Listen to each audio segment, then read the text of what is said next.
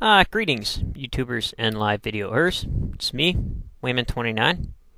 This is a video going out to Islame1. He raises some pretty interesting questions, and he wanted a Christian to reply. And so, with respect, I will try to respectfully reply to his questions. First of all, I want to say I am not a extremist Christian, or I am not a fundamentalist Christian, and my views do not match the typical evangelical Christian views. So I'll be able to explain and talk about why they think the way they think because of my background in that, and my views have since changed. So, to start out with, is God a liar? In order to correctly understand the biblical text, a lot of evangelical Christians don't fully understand all the writers and the different time periods that are interlaced between the texts. And this is what scholars call the documentary theory, which is the first 5 books of Moses, which was presumably written by Moses, which we know are not in exact order according to history. And there were about 3 to 4 different writers from different parts of Israel writing at the same time with 2 different views of theology. One was a priestly text, which has everything according to law and order and such, and another one was based on Jewish folklore, or a rather loose interpretation of events and accounts and the mythology of that time. So, when the first chapter of Genesis is put in, that is a part of the priestly text. So the first chapter of Genesis actually is written later than the second chapter of Genesis. You referred to the story of Garden Eden, where God said that man will die if he eats of the tree of good and evil, and he ate of the tree and he didn't die. I'm not making any excuses because it appears that in the text God does lie. However, there are explanations for that sort of thing. One of them comes from the ancient Near Eastern mythology of Adapa and the Food of Life, how he was taken to the heavens as a mythological story, and because he ripped the wings off the south wind, and he's taken to heaven and he's fed the bread of life and the cup of life. However, before he left, his father said, "Don't drink, lest it be death." So he didn't drink what the gods gave him, and they wondered why, and he came back home, and he was very frustrated because here, what he didn't know, it was the bread of life and the cup of life. So, you get views like that in context with the story in Genesis. The serpent tricks Adam and Eve into eating the tree of good and evil, so they would become as the gods, knowing both good and evil. However, because they were thrown out of the garden, they weren't allowed to eat of the tree of life, which would grant them life to be as the gods, to live forever.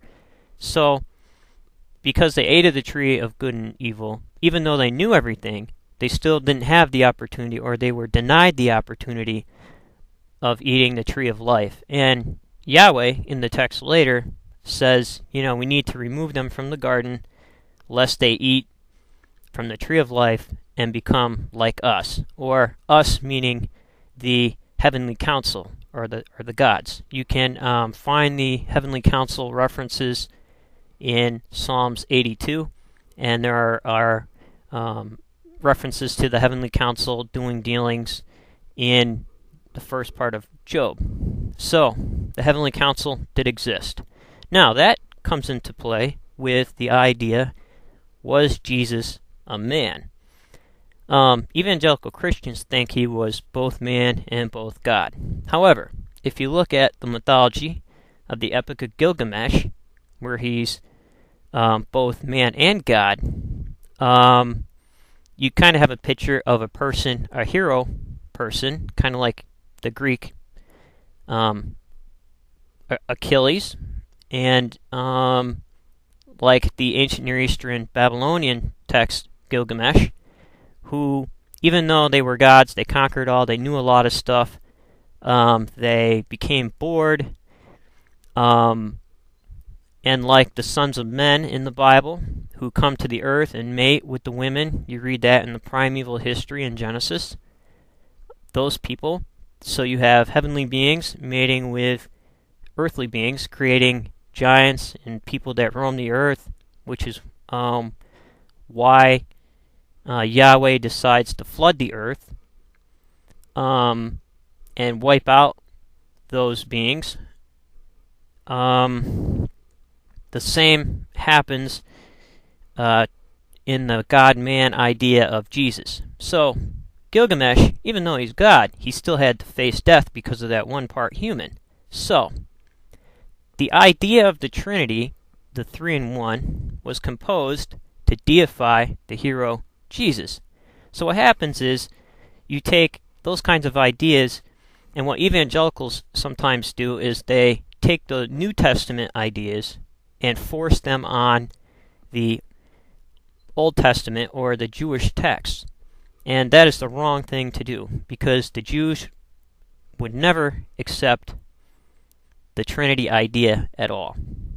They do believe that there's a heavenly council where, because it's talked about in the writings, however, they would not believe that Jesus was God and man both. The other issue is, and I'll try to explain it in a simple way, the idea of Christ having to die and being the scapegoat figure. This was all composed in the New Testament, and just like the Old Testament, the New Testament was written by many different writers with many different theological point of views. So the earliest text and the most rawest text is of the account of supposedly the story of Christ, is found in Mark, because it's very raw, not too much theology, almost all straight story with connectors. So what happened was, early Christianity, there were maybe sayings of Christ known today as the Gospel of Q, and oral stories of the works of this person, and they were all composed in a text later on. Now, the Apostle Paul laid down all the Holy Spirit ideas and the theological groundwork for Christianity. And you will find that the Apostle Paul's theology doesn't usually match up with the teaching of Christ.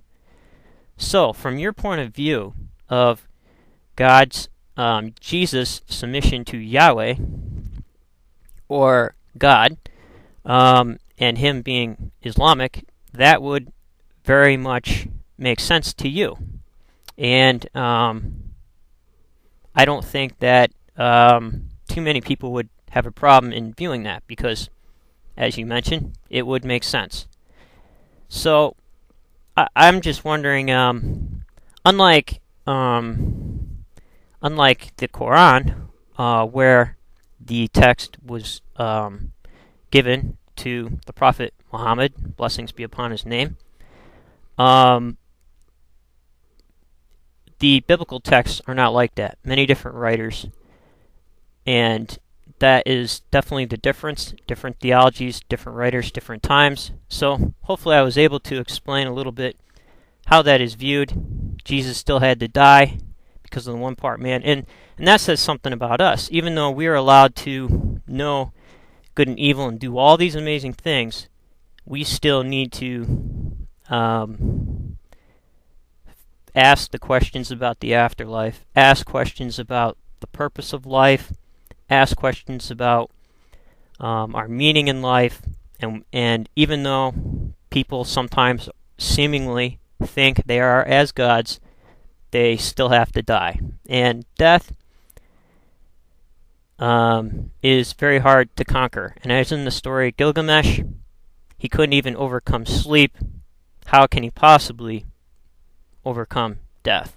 So maybe that was a little educational, and feel free to post this as a response to maybe some of your viewers. That's just my opinion on the issue, and kind of like an anthropology kind of overview of the Christian ideas. So take care. I don't know if I did a good job or not, but nice corresponding with you.